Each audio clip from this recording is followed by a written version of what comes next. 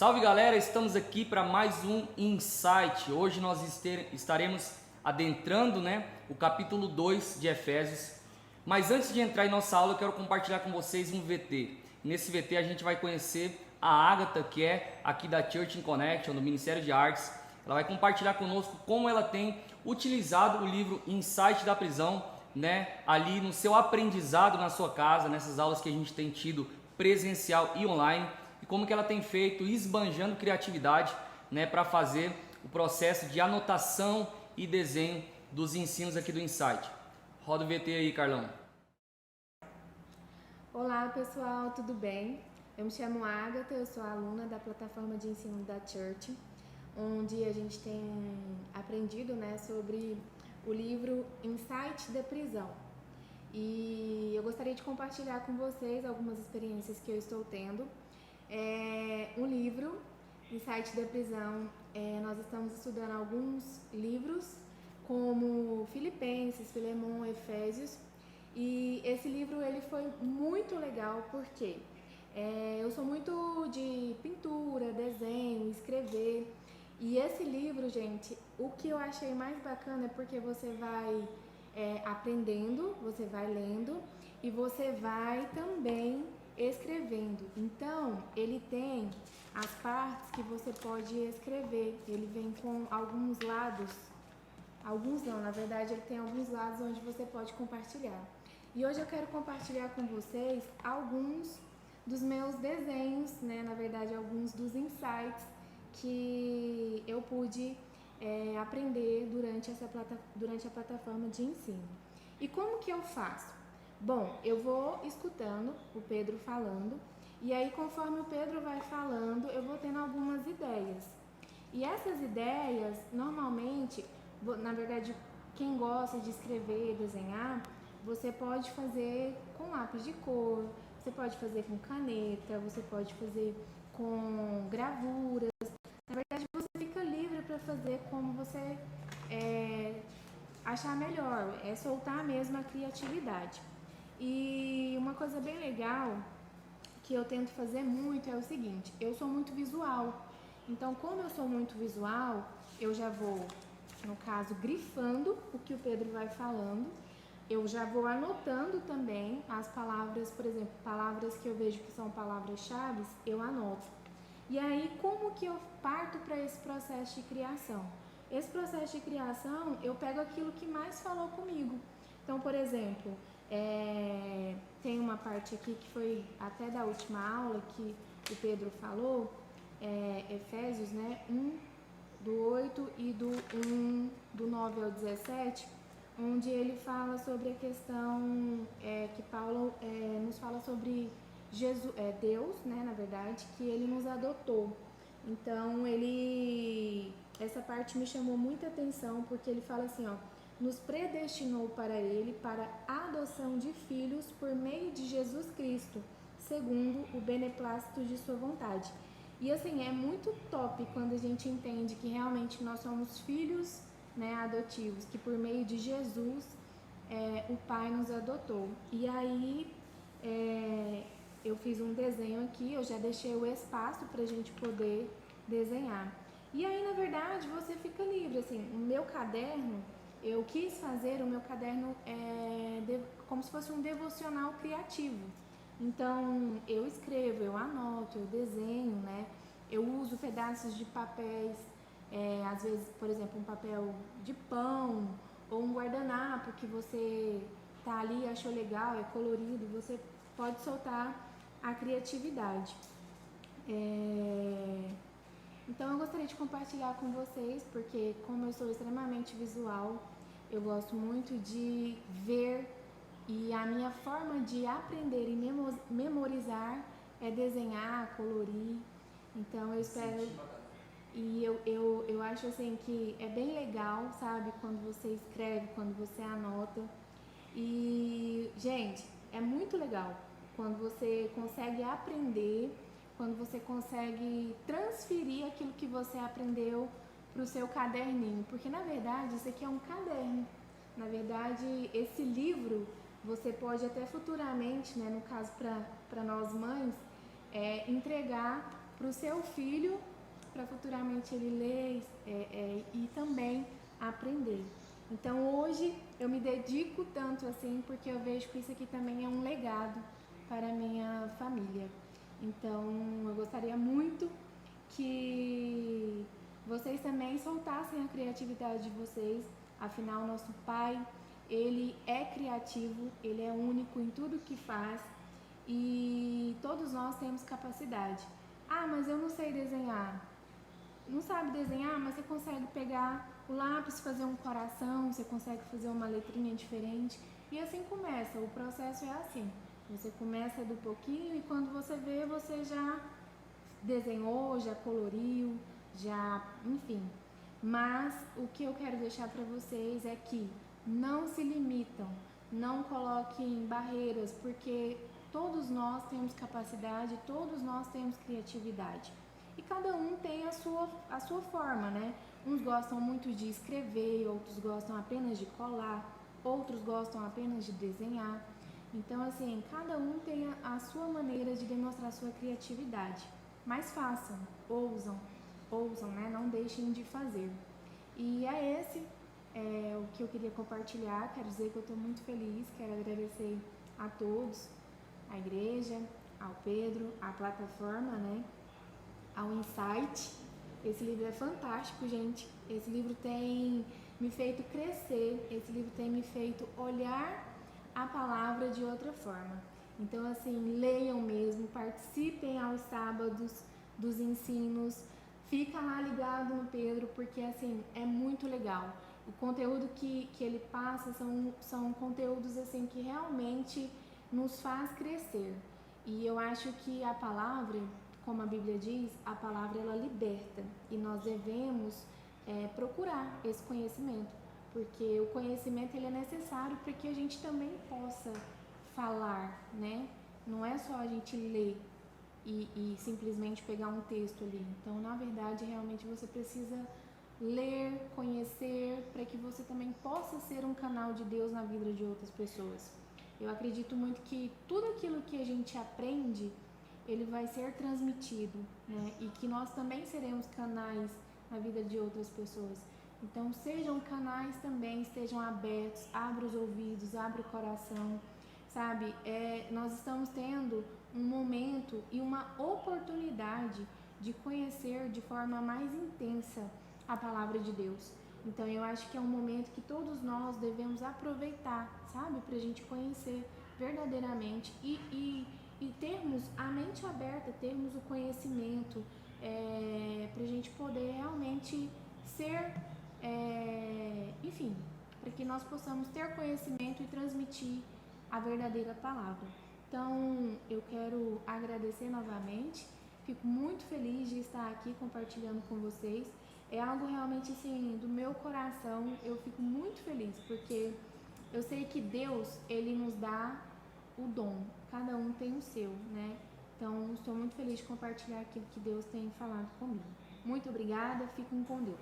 Então, galera, vocês viram que incrível? Não deixem de adquirir o livro de vocês, esbanjem criatividade nos rabiscos, nos desenhos, aproveitem esse tempo, porque o desenho, o rabisco, ele fixa esse conhecimento na nossa memória. Não é só sobre escrever no livro, não é só sobre comprar o livro, é principalmente sobre a gama de aprendizado que é muitas vezes maior quando você desenha, rabisca, escreve, quando você fala e principalmente quando você compartilha o conhecimento. E é por isso que é tão importante você participar dos discipulados da nossa igreja, para você discipular alguém ou para você ser discipulado por alguém e nesse processo você também poder compartilhar aquilo que você está aprendendo acerca da palavra de Deus.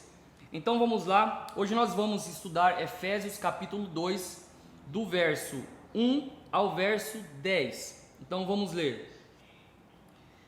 Ele vos deu vida, estando vós ainda mortos nos vossos delitos e pecados, nos quais andastes outrora, segundo o curso deste mundo, segundo o príncipe da potestade do ar, do espírito que agora atua, preste atenção nessas palavrinhas, atua nos filhos da desobediência, entre os quais também todos nós andávamos outrora, segundo as inclinações da nossa carne, fazendo a vontade da carne e dos pensamentos.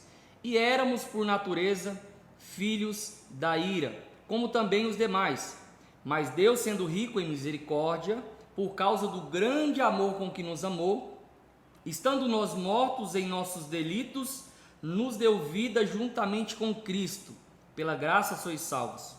E juntamente com Ele nos ressuscitou e nos fez assentar nos lugares celestiais em Cristo, para mostrar nos séculos vindouros a suprema riqueza da sua graça, em bondade para conosco em Cristo Jesus. Porque pela graça sois salvos mediante a fé. E isso não vem de vós, é dom de Deus. Não vem das obras para que ninguém se glorie.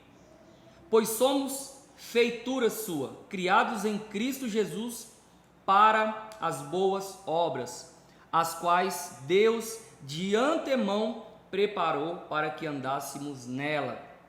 Olha que incrível! Nós já fizemos uma introdução histórica, cultural, já falamos a respeito desse pano de fundo histórico. Nós já falamos no capítulo 1 também sobre as bênçãos espirituais nos lugares celestiais. Falamos sobre a bênção de Deus o Pai, falamos sobre as bênçãos de Deus o Filho, falamos sobre as bênçãos de Deus o Espírito. E o capítulo 2, ele é um capítulo muito interessante, esse que nós vamos aprender no dia de hoje. Ele começa dizendo, ele quem? Cristo, nos deu vida, estando vós morto em vossos delitos e pecado. Ele vos deu vida, estando vós mortos em vossos delitos e pecados.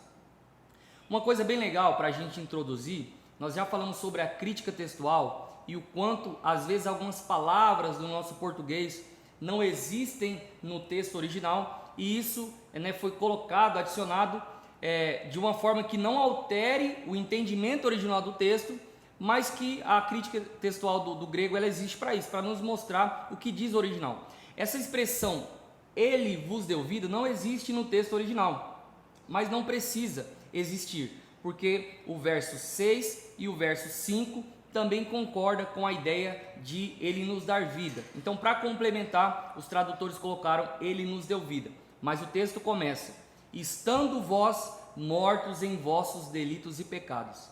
Isso é muito legal. O verbo estando aqui, você vai rabiscar aí no seu livro, perceba que ele está no passado. Deixa eu dizer uma coisa para você, muita gente erra, não é por não conhecer o grego, o hebraico, o aramaico, sabe? Muita gente erra às vezes por uma falta de gramática, uma falta de interpretação de texto no português. Então preste muita atenção no verbo dos versículos. Os verbos geralmente eles têm essa tendência de ser palavras-chave e eles mostram um entendimento muito profundo do texto. Estando vós.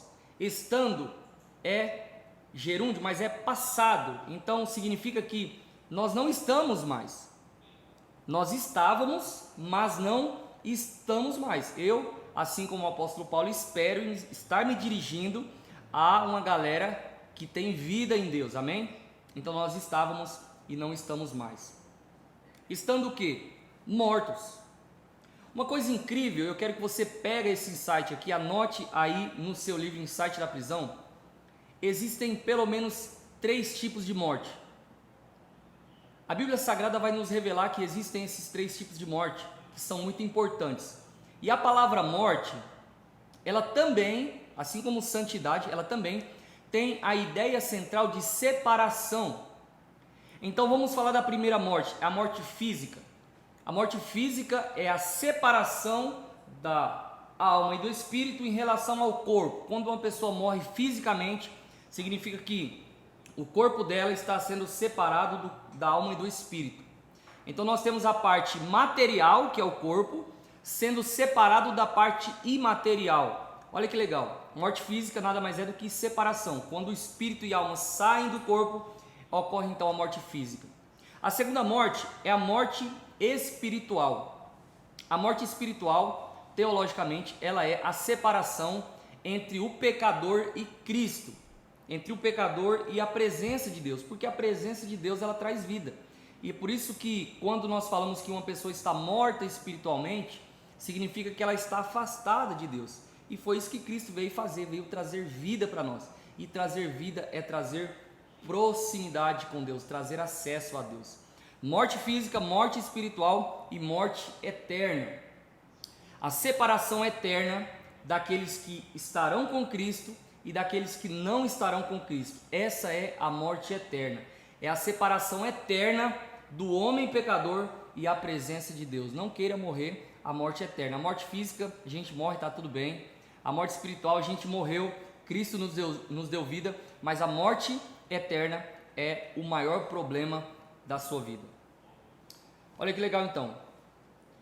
Qual que é esse entendimento de morte no texto de Efésios? O morto espiritualmente, que é o que o texto está mencionando, ele não é capaz de escolher a Deus. Porque preste atenção, morto ele não fala, morto ele não sente, morto não vai atrás, morto não questiona, morto é morto. Então o homem na sua morte espiritual, que nós carregamos essa herança adâmica desde o Éden, o homem no Éden morre espiritualmente, ele rompe esse relacionamento com Deus e agora ele está morto. Ele está impossibilitado de procurar a Deus, ele está impossibilitado de encontrar a Deus. Isso é morte espiritual. Algo legal em Apocalipse 3:2, a igreja de Sardes tinha fama de que vivia, mas estava morta. Então, existe hoje muita fake news. Pega esse insight aqui. Hoje existe muita fake news. São pessoas que estão o tempo todo no Instagram postando vida, quando na verdade o que existe na vida delas é morte. Nós estamos vivendo a geração da fake news. Muita gente postando vida, postando às vezes até foto da Bíblia, texto da Bíblia, às vezes até uma oração espontânea, mas na verdade estão mortas espiritualmente. Muita gente postando que o melhor é viver, né? Viva a sua vida, faça o que quiseres. Assinado Satanás. Então, olha que legal. Nós precisamos encontrar a verdadeira vida. E essa vida, ela não está atrás de uma câmera. Essa vida, ela está escondida em Cristo. Somente Cristo pode nos dar essa vida eterna. E sobre vida, existem duas palavras no grego que definem vida. E eu queria que você também anotasse, porque ele nos deu vida. A vida, a primeira vida é a vida bios. Quando você encontrar a palavra vida, ela sempre vai estar vida, mas no grego às vezes pode ser bios, e quando ela é bios, ela é a vida biológica, né? Inclusive a expressão biologia, ela vem estudo sobre a vida. Só que bios é essa vida física, essa vida no corpo, a vida biológica das células do corpo, dos órgãos, do organismo que funciona. Essa é o primeiro tipo de vida. O segundo tipo de vida é a vida zoe. Quando Jesus Cristo diz ego eimi re aletheia re zoe, né? Ele diz ego eimi re rodós re aletheia re zoe. Eu sou o caminho, a verdade e a vida. Vida é zoe ou zoe, como você preferir. Eu não estou falando da banda Aquieta Minha Alma, Faz Meu Coração Ouvir Tua Voz, não. Mas essa expressão zoe, que inclusive a banda leva esse nome, ela é essa palavra vida no grego. Ela não é a vida física, ela não é a vida biológica, ela é a vida eterna. Ela é a vida mais importante que você tem. A vida física, bios, o homem pode tirar de você, mas Jesus fala na sua palavra: ei, não preocupe com os homens que podem matar você, ceifar a tua vida biológica. Se preocupe com aquele Deus que pode fazer perecer a tua alma no inferno. Então olha só que interessante, a vida física é uma coisa, a vida zoe, ela é Cristo em nós. Cristo é o que dá vida para o nosso corpo morto espiritualmente. Somente Cristo pode vivificar a nossa vida. Parece redundante, mas espiritualmente falando não é. Ele traz vida à nossa vida. Jesus disse à igreja em Esmirna: o vencedor de maneira nenhuma sofrerá o dano da segunda morte. Então preste atenção que Jesus olha para uma igreja perseguida, a igreja em Esmirna. Essa igreja foi considerada a igreja mártir. Essa igreja foi uma igreja onde Jesus olha e, diferente das outras, ele não acha defeito. Ele fala: olha, eu estou vendo a tua tribulação, eu sei que vocês estão sendo perseguidos, não se preocupe, eu também fui perseguido. Mas Jesus fala algo no final muito iluminador. Ele diz o seguinte: o vencedor de maneira nenhuma sofrerá o dano da segunda morte. Porque em Esmirna havia muitos coliseus, em Esmirna havia muitos estádios e coliseus onde homens se degladiavam, lutavam até a morte. E em Esmirna, vencedor era quem ficava vivo. Mas para o cristão, vencedor não é quem fica vivo na vida física. Para o cristão, e é isso que Jesus está falando para aquela igreja, você pode até sofrer o dano da primeira morte, não tem problema. Mas o vencedor, ele não vai sofrer o dano da segunda morte. Porque a primeira morte ela é física, mas a segunda morte ela é eterna. E Jesus está dizendo: você pode perder a primeira vida, bios, mas você não vai perder a segunda vida, zoe. Então, você morre aqui, mas não morre lá. Você perde a vida aqui, mas não perde a vida lá. Essa é a sacada, esse é o enigma do Evangelho. Ninguém entende nada. Vocês estavam mortos em seus delitos e pecados. Pega esse insight aqui: diante de Deus somos todos delinquentes. Por que somos delinquentes? Porque nós cometemos pecado. Todo pecado é um delito contra Deus. Todo pecado que nós cometemos, nós estamos em um ato de delinquência. Nós estamos ofendendo a lei de Deus, ofendendo a vontade de Deus. Então essa palavra delito ela é específica para falar sobre nós que somos delinquentes. Você conhece um delinquente na sociedade? Um homem que vive à margem da sociedade, por isso chamado de marginal. Dentro da fé, marginal é quem vive à margem daquele que é o caminho, Jesus. Quem não vive no caminho, vive à margem do caminho e é um marginal espiritualmente falando. Não seja um marginal, viva na vontade de Deus. Entenda que a vontade de Deus ela é constituída em princípios. A lei de Deus é santa, perfeita. Não existe essa de lei e graça, não. Existe a lei, a graça em todo o tempo. Sempre houve a lei de Deus e a lei de Deus ela é perfeita. Talvez seja um assunto importante para a gente falar quando a gente for estudar, quem sabe, Gálatas. É um assunto muito interessante. Essa é a condição de quem anda longe de Cristo, morto justamente por causa dos seus próprios delitos. Ninguém que anda morto espiritualmente está morto injustamente. Nós estamos mortos porque nós merecemos a morte. Nós tivemos a morte como consequência de uma aliança que o homem quebrou no Éden. Então isso é muito importante frisar. Nós não, né? Graças a Deus. Mas aqueles que estão mortos justamente por causa dos seus delitos e dos seus pecados. O verso 2 diz o seguinte: nos quais andastes outrora, segundo o curso deste mundo, segundo o príncipe da potestade do ar, do espírito que agora atua nos filhos da desobediência. Preste muita atenção, porque eu quero trazer algo importante para você. Você que está aí com o seu livro, você vai anotar. Nos quais andaste outrora segundo o curso deste mundo. O que é mundo por definição? Talvez até hoje ninguém definiu o que é mundo para você. Então deixa eu definir. Mundo, anote aí no seu livro. Mundo é um sistema divorciado de Deus e governado por Satanás. Pesado, né?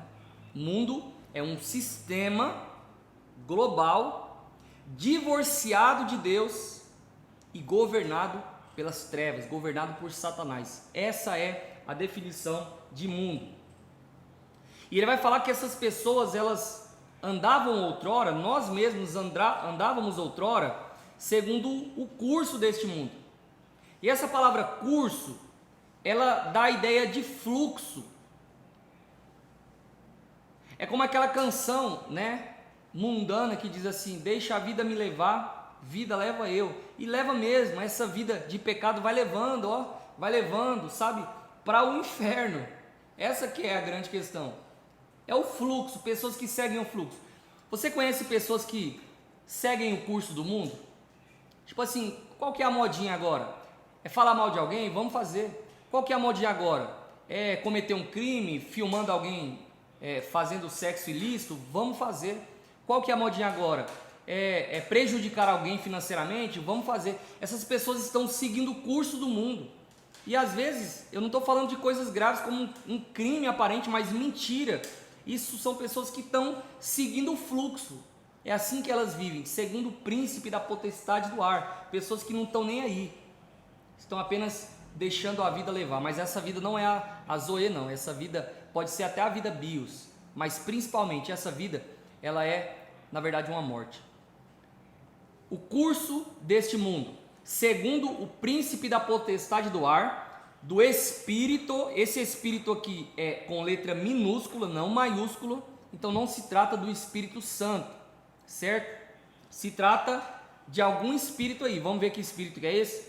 Espírito que agora atua.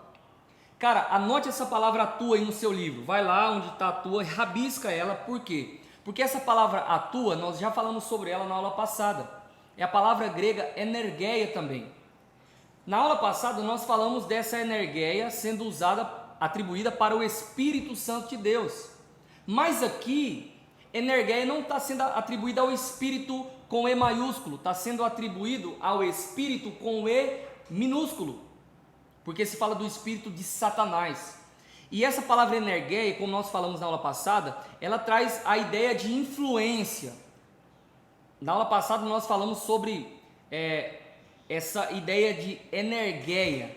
E atua também é energeia. Atua influencia para o mal. Olha aqui, ele atua nos filhos da desobediência. Então essa influência, essa energeia, quem sofre são os filhos da desobediência. Eles dão vazão a essa energia satânica que vem impulsionando as pessoas a pecarem. Nós estamos vivendo um tempo onde Satanás tem influenciado as pessoas. Satanás é o maior influencer da nossa história. E ele tem influenciado as pessoas a seguir o curso, a seguir o fluxo. Agora preste atenção, como que Satanás faz isso? Nos fazendo amar o mundo, nos fazendo amar as coisas do mundo, amar mais o entretenimento do que a Bíblia Sagrada, amar mais as coisas que são profanas do que as coisas que são santas. Deixa eu dizer uma coisa para você, pense em uma pessoa que você ama muito. Pensa aí, cara, quem você ama muito? Pense na sua mãe, na sua namorada, na sua esposa. Pensa em uma pessoa que você ama muito. Essa pessoa com certeza exerce uma influência muito grande sobre a sua vida. Você concorda? Você concorda que é difícil dizer não para uma pessoa como essa pessoa que você ama muito? E sabe, infelizmente, nós estamos vivendo uma geração onde as pessoas têm amado mais o mundo do que a Deus. Sabe por quê? Porque elas não conseguem dizer não para o mundo. Pesado, pega isso aqui. Elas não conseguem dizer não para o pecado. E sabe o que significa isso? Quando você não consegue dizer não para o mundo, quando você não consegue dizer não para o pecado, significa que você ama mais o pecado e o mundo do que o próprio Deus. Essa é a verdade sem corretivo, sem edição. A gente não vai editar isso aqui, sabe por quê? Quando você não consegue dizer não para o pecado, você está dizendo, eu amo mais o pecado do que a Deus. É isso que você está dizendo. Ele atua no quê? Nos filhos da desobediência. Warren Wiersbe, que é um escritor, um comentarista que nós usamos muito aqui na plataforma do Insight, inclusive o tratado teológico do Hernandes Dias Lopes é muito utilizado também, referenciado com Wiersbe, porque é um pensador incrível, ele ajuda a gente nesse processo de hermenêutica. O mundo, que é esse sistema de influência, ele trabalha com estímulos. Preste atenção nisso aqui, pega isso aqui. O mundo trabalha com estímulos. Então, quando nós falamos de pornografia, pessoas que estão com a mentalidade totalmente perdida, acessando pornografia, ninguém acordou um belo dia e falou, uau, não estou fazendo nada, eu vou ali ver um vídeo pornô. Não é assim que acontece. Acontece que você segue algumas pessoas na rede social e você vê uma pessoa ali seminua e aquilo gera um estímulo. Às vezes você vai, cara, hoje em dia nós estamos vivendo uma fase que você vai comprar um shampoo e você tem uma mulher seminua estampada, e aquilo são estímulos. Uma palavra que você ouve, uma fofoca no serviço, uma roda de conversa onde a tua mentalidade está sendo gerada malícia. Essas coisas são o mundo nos estimulando. para nós cometermos o pecado. E aí você começa a acessar pornografia, você começa a fazer pedofilia, você começa a cometer zoofilia, e aí você começa orgia. Cara, não tem limite para o pecado, mas o mundo trabalha com esses estímulos. Então o mundo é um dos mais importantes agentes para nos tornar filhos da desobediência, pessoas que desobedecem a Deus. O segundo estímulo para que você possa desobedecer a Deus, o próprio diabo. Ele foi o primeiro desobediente. Ele desobedeceu no céu, quando existia apenas a vontade de Deus. Ele então passa a trazer para o céu uma segunda vontade. Pecado é isso. Aonde existe uma vontade que não seja de Deus, isso é pecado. Santidade é quando você alinha a tua vontade à vontade de Deus. Pega esse insight, pelo amor de Deus. O diabo pecou no céu, porque no céu só havia uma vontade, a de Deus.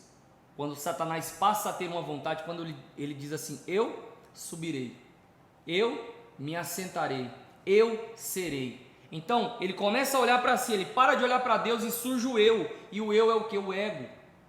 E esse ego, esse eu, essa vontade que é diferente da vontade de Deus, ela então surge um pecado no céu. Satanás desobedece a Deus. E o terceiro grande estímulo, claro, para pecar é a famosa carne, também conhecida como natureza adâmica, também conhecida como natureza do pecado. Essa maldição que existe dentro de nós e que infelizmente não vai nos abandonar. Não existe homem santo na terra que não possui mais natureza adâmica. Pega esse insight, todo mundo tem. A gente vai ser liberta dela quando de uma vez por todas nós fomos glorificados. Então a glória de Deus plena em nós, ela elimina essa natureza e a gente vai ser transformado para morar eternamente com Ele e poder estar na presença dEle. Agora vamos para o capítulo 3, vamos falar sobre a situação do homem sem Cristo. Já falamos sobre o que Ele nos deu, a vida, sobre onde estávamos, a morte, mas olha só o versículo 3. Entre os quais também todos nós andávamos outrora, segundo as inclinações da nossa carne, fazendo a vontade da carne e dos pensamentos, e éramos por natureza, rabisca essa palavra, filhos da ira, como também os demais. Andávamos, passado, não andamos mais. Se seu estilo de vida se parece, se assemelha, é similar, é parecido com o estilo de vida que você tinha quando você não conhecia a Cristo, deixa eu falar uma coisa para você. Você não conheceu Cristo profundamente. Você não teve um encontro radical com Cristo. Você não pode se dizer que é um cristão. Se o estilo de vida que você tem hoje é compatível, parecido, similar com aquilo que você vivia outrora, no passado, quando andávamos, você não teve um encontro com Cristo. Porque como que nós andávamos? Nós andávamos segundo as inclinações da nossa carne. Essa ideia de inclinação é legal. Se você pega um bastão, para onde ele vai cair? Ele vai cair para onde ele está inclinado. Então você sempre cai, seja para Deus ou para o mundo, para o lugar que você está inclinado. Se você está inclinado para o mundo, meu irmão, quando você cair vai ser de cara no pecado. Mas se você está inclinado para Deus, você vai cair para o lado da santidade. É assim que funciona.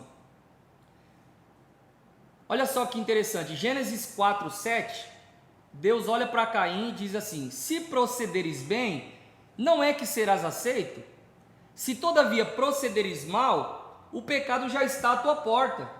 E o teu desejo, Caim, será contra ti, cumpre a ti dominá-lo. Deixa eu dizer uma coisa para você. Já no início da criação, Deus revela um princípio poderoso para Caim, que você precisa entender hoje. Ele diz assim: Caim, ninguém é viciado em amar.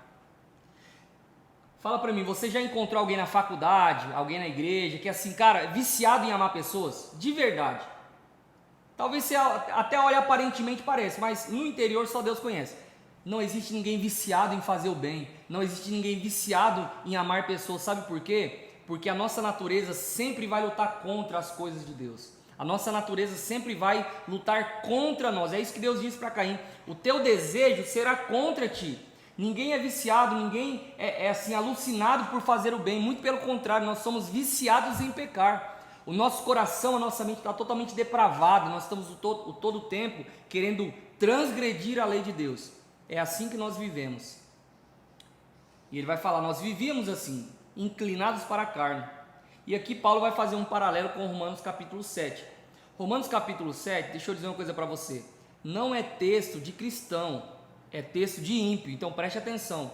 Ele vai dizer assim, o bem que eu quero fazer, esse eu não faço, mas o mal que está diante de mim, é esse que eu faço.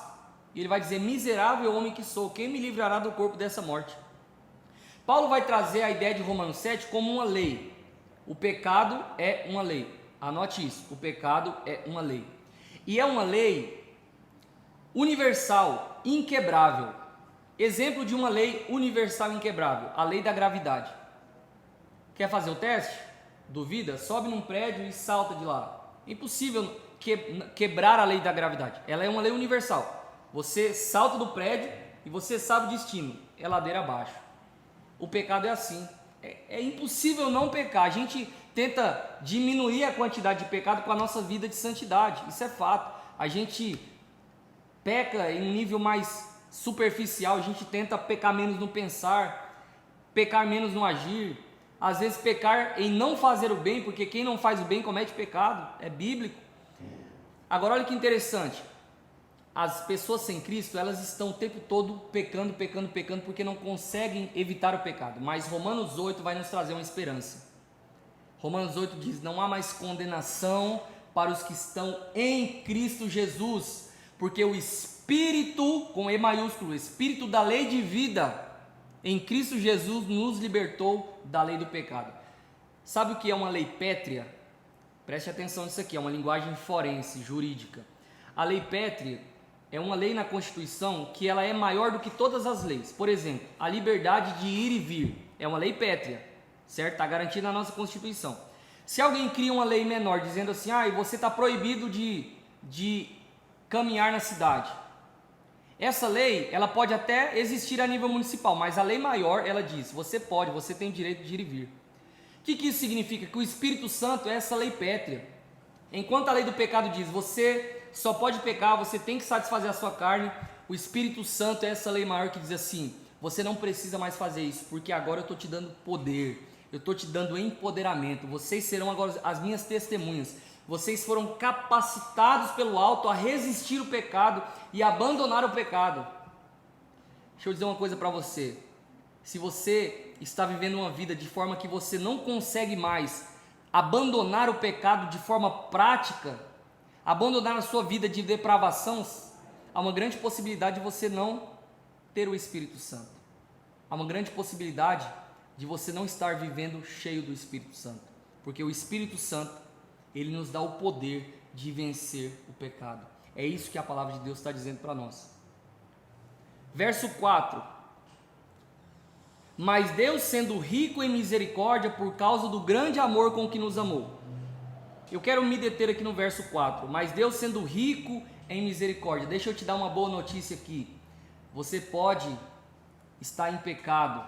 Você pode estar vivendo uma vida diferente daquela que você planejou para você. E principalmente diferente daquela que Deus planejou para você. Mas pega o insight. Deus é rico em misericórdia. E ele está dizendo aqui que ele é rico em misericórdia. Porque a misericórdia é algo próprio da natureza de Deus. Então, enquanto você possui na sua natureza pecado, a natureza de Deus é feita em misericórdia. Então, a natureza dele vai encontrar a sua natureza e você vai ter a possibilidade de viver uma vida santa, de viver uma vida alcançada por Cristo. Porque enquanto a natureza sua é pecaminosa, a dele é toda feita em graça, misericórdia, amor e justiça. Incrível! O amor dele é grande, é isso que o verso 4 diz, por causa do grande amor com que nos amou. O seu pecado é grande? Deixa eu dizer uma coisa para você, o amor dele é maior. É por isso que lá em Romanos 5 diz que onde abundou o pecado, superabundou a graça. Se o seu pecado é abundante, a graça é superabundante. Se o seu pecado é superabundante, a graça é super hiperabundante. Se o seu pecado é super, hiper, mega abundante, a graça de Deus é super, mega, hiper, max enfim, tudo abundante. O seu pecado está aqui. A graça de Deus é sempre maior que o seu pecado. Essa é a boa notícia de Efésios para nós, com esse grande amor com que Ele nos amou. Não é um amor apenas, é um amor grande. E estando nós mortos em nossos delitos e pecados, né, aqui ele só fala sobre delito, costume, né, a gente emendar quando o texto já está na mente. Estando nós mortos em nossos delitos, nos deu vida. E ele finaliza dizendo: pela graça sois salvos. Nós estávamos mortos, o que ele nos deu? Vida. A vida é um presente recebido de graça, algo que o ser humano jamais seria capaz de conquistar. Então olha só, esse texto fala sobre a vida que ele nos deu pela graça. Eu quero que você entenda esse conceito do verso 4, onde ele fala sobre a misericórdia, e o verso 5, onde ele fala sobre a graça. Pela graça sois salvos. Para resumir de forma prática, para que você entenda, graça é aquilo que nós não merecíamos e Ele nos deu. Misericórdia é aquilo que nós merecíamos e Ele não nos deu. Enquanto na graça eu merecia o inferno, Ele me dá o céu. Na misericórdia eu não mereci o céu, mas Ele deixou de me dar o inferno. Você percebeu? Vou resumir mais uma vez. Graça, eu não mereci o céu, mas Ele me deu. Misericórdia, eu merecia o inferno, mas Ele não me deu. Pega esse insight, anota isso porque é muito importante, faz toda a diferença. Verso 6: e juntamente com Ele nos ressuscitou e nos fez assentar em lugares celestiais em Cristo Jesus. Cara, isso aqui é incrível, preste atenção nisso aqui. No exato momento em que Cristo ressuscitou, nós ressuscitamos juntamente com Ele. Pega, no exato momento em que Cristo vence a morte, nós também vencemos. É o que João vai falar, do já, mas ainda não. Filhinhos, já temos aquilo que Deus nos deu, mas ainda não foi manifestado. Mas quando Ele se manifestar da forma que Ele é, o veremos e nós seremos semelhante a Ele. Nós já temos o direito, nós já temos a legitimidade, mas ainda não. Então, nós já temos a ressurreição garantida. Cristo ressuscitou. E no exato momento que Ele ressuscitou, no coração do Pai, nós já ressuscitamos com Ele. A gente pode morrer hoje, pode morrer amanhã, não importa. Nós vamos ressuscitar com Ele, porque nós já ressuscitamos com Ele. Ele nos fez assentar nos lugares celestiais em Cristo. Cara, isso indica a nossa posição. Rabisca essa frase: nos fez assentar nos lugares celestiais, e anote, essa é a nossa posição. Não basta nos ressuscitar. Cara, Cristo é gracioso, eu não consigo entender essa graça, não consigo mensurar essa misericórdia. Não basta dar vida a quem estava morto, Ele ainda nos fez assentar no seu trono. Nós estamos assentados hoje nos lugares celestiais em Cristo Jesus. É isso que o texto está dizendo. Ele nos fez presente, já, ainda não, mas já. Sabe o que eu lembro? Eu lembro de João 12, do 1 ao 2. Não basta Cristo ressuscitar a Lázaro. Em João 12, ele chama Lázaro para sentar com ele à mesa. Eles dão um banquete. E sabe quem Jesus chama para sentar do lado dele? Lázaro. É isso que Cristo fez espiritualmente conosco. Ele nos tira do lamaçal de pecado, Ele nos dá vida e Ele ainda fala: filho, vem cá, senta aqui no meu trono. Deixa eu dizer uma coisa para você. O trono de Deus, o trono de Cristo, é trono que Ele compartilha comigo e com você, mas Ele não compartilha com o anjo. Eu vou repetir: o trono de Deus, Ele compartilha comigo, compartilha com você, mas não compartilha com o anjo. O único anjo que quis assentar no trono de Deus, ou que quis fazer o seu trono acima do trono de Deus, que quis ter um trono no céu, foi precipitado como Satanás. Mas sabe o que a Bíblia diz sobre eu e sobre você? Apocalipse 3:21. Ao vencedor eu dar-lhe-ei sentar-se comigo no meu trono, assim como eu venci e me assentei no trono com meu Pai. Cara, pega isso pelo amor de Deus. Jesus não compartilha o trono dele com anjos, mas ele compartilha com filhos. Nós seremos coparticipantes do reino dele. Nós reinaremos juntamente com ele.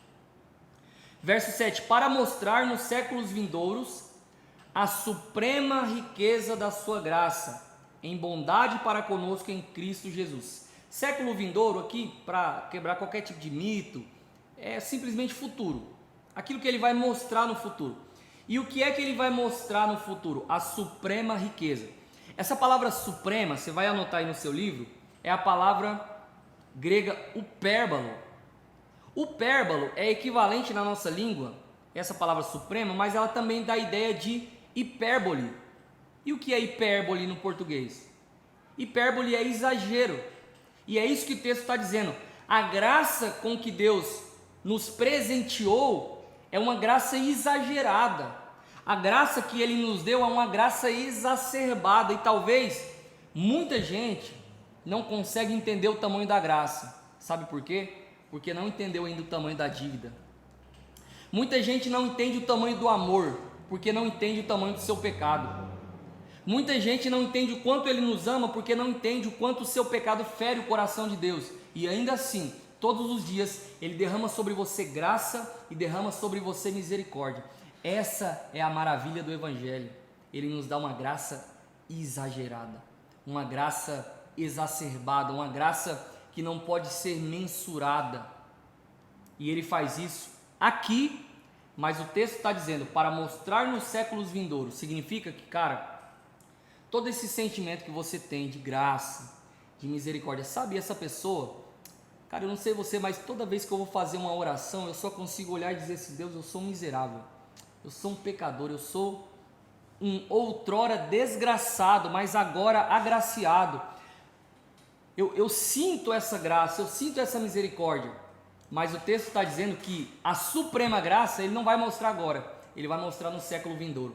Significa que tudo que você tem vivido a nível de entendimento do amor de Deus ainda é nada diante daquilo que está prestes a ser revelado no século vindouro. Cara, quando Ele vier, quando Ele se manifestar, quando acontecer a parousia, o retorno de Cristo, então nós vamos ter acesso a um corpo glorificado que não há mais dor, não há mais tristeza, não há mais angústia, não há mais solidão. E isso Ele vai revelar em nós a suprema riqueza da sua graça. Ele vai mostrar essa graça exagerada, ela vai mostrar essa graça que não pode ser medida. Isso é incrível.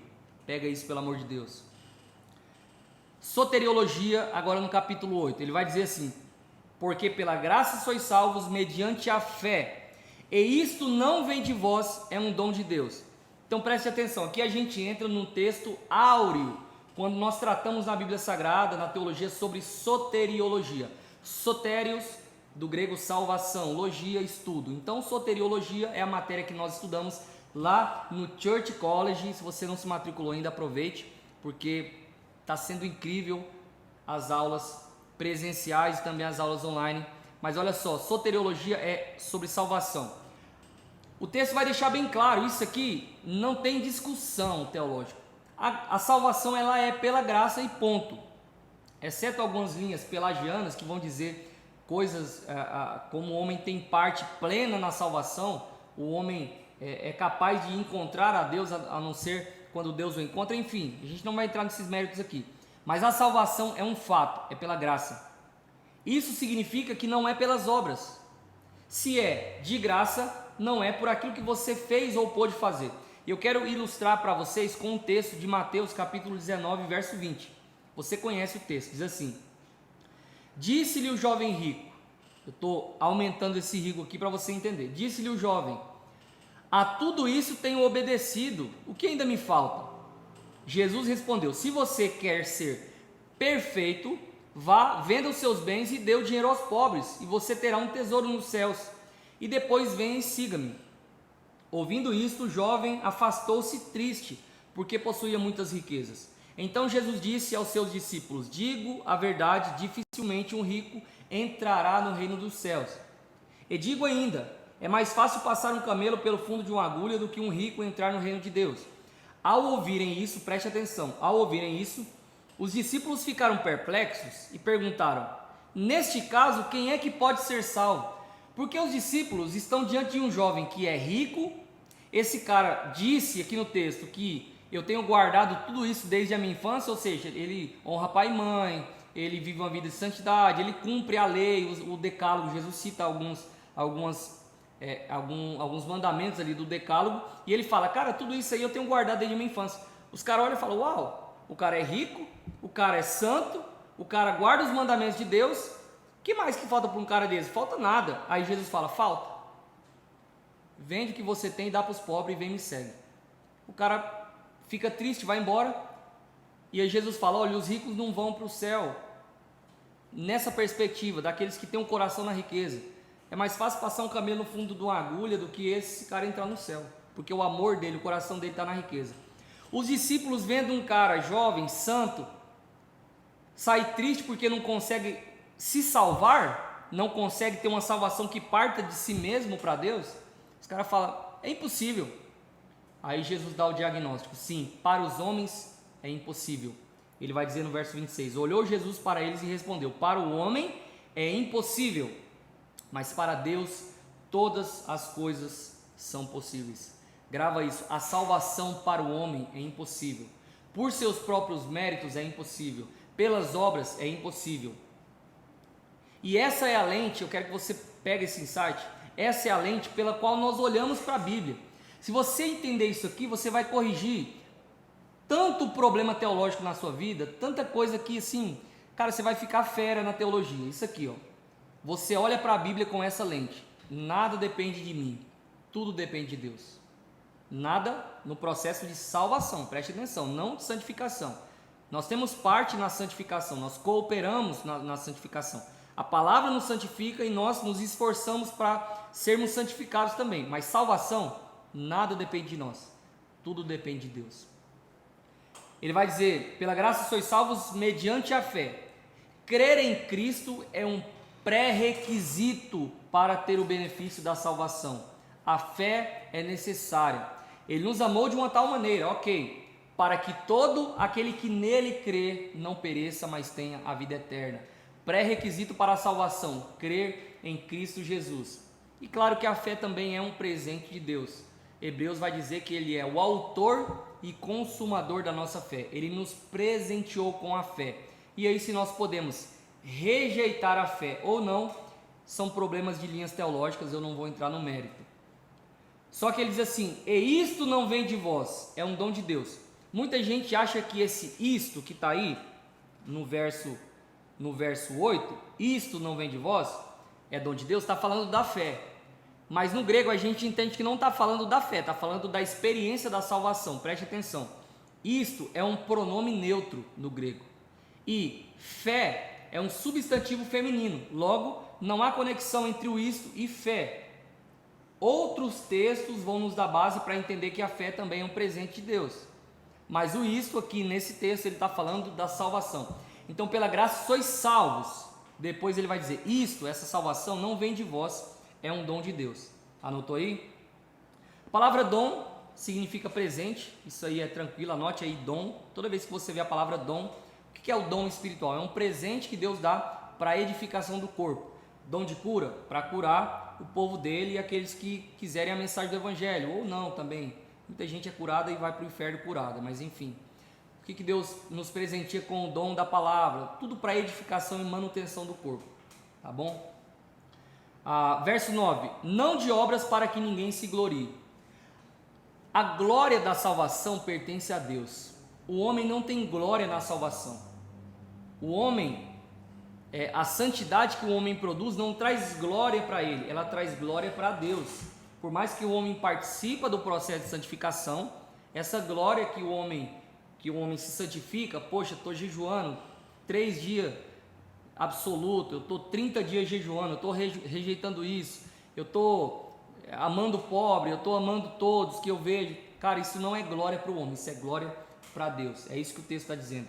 Não de obras para que ninguém se glorie. É por isso que a salvação não é do homem, senão o homem Ninguém aguenta esse homem soberbo, prepotente, egoísta, vaidoso. Só para finalizar essa parte do capítulo do verso 9, eu quero dizer que não há nenhuma contradição entre o texto de Paulo e o texto de Tiago, porque olha o que Tiago diz. Tiago 2:14 ao 18 vai dizer: meus irmãos, qual é o proveito se alguém disser eu tenho fé e não tiver obras? Tiago vai enfatizar as obras. Pode acaso semelhante fé salvá-lo? Essa fé sem obras pode salvá-lo? Se um irmão ou uma irmã estiverem carecidos de roupa e necessitados de alimento cotidiano, e qualquer dentre vós disser, ide em paz, esquecei-vos e fartai-vos, sem contudo lhe dar o necessário para o corpo, qual é o proveito disso? Assim também a fé, se não tiver obras, por si só está morta. Mas alguém dirá, tu tens fé e eu tenho obra. E Tiago vai dizer, me mostra a tua fé então sem obras, que eu vou te mostrar a minha fé pelas minhas obras. Olha só que ele diz assim, preste atenção, ele diz, eu vou te mostrar a minha fé. Então ele está dizendo que ele tem fé. Como que ele mostra a fé? Pelas minhas obras. Tiago, apóstolo de Cristo, escritor da Bíblia Sagrada, escritor do Novo Testamento, não tem uma teologia diferente de Paulo, muito pelo contrário, essas teologias elas são harmônicas, porque a Bíblia Sagrada é inerrante, a Bíblia Sagrada é 100% harmônica. Tiago está dizendo que a evidência da fé são as obras. Basicamente é o seguinte, como que você prova que tem fé? Como que você pode perceber uma pessoa que tem fé em Cristo? Cara, você vê pelas obras dela. Você vê ela, mano, pobre, não para ser salva, não para ter fé, mas porque ela tem fé em Cristo, porque ela já foi salva pela graça, então ela produz obras de salvação. Toda árvore produz fruto compatível com a sua essência. É isso que Tiago está dizendo. Eu demonstro que tenho fé praticando obras. E eu quero finalizar com esse verso de número 10 de Efésios capítulo 2. Cara, esse texto, o capítulo 2 inteiro é incrível, mas preste muita atenção no final desse bloco. Ele vai dizer assim, pois somos feitura sua, criados em Cristo Jesus para as boas obras, as quais de antemão preparou para que andássemos sobre ela. Pois somos feitura sua. A palavra feitura é uma palavra grega chamada poema. Poema se traduz por criação e também se traduz por composição. É como se Deus estivesse compondo uma canção, compondo uma obra de arte ao criar você. E o mais incrível é que esse texto de Efésios, ele faz um paralelo com o Salmo 139. Davi e Paulo entenderam a mesma coisa, nós somos uma obra de arte da criação.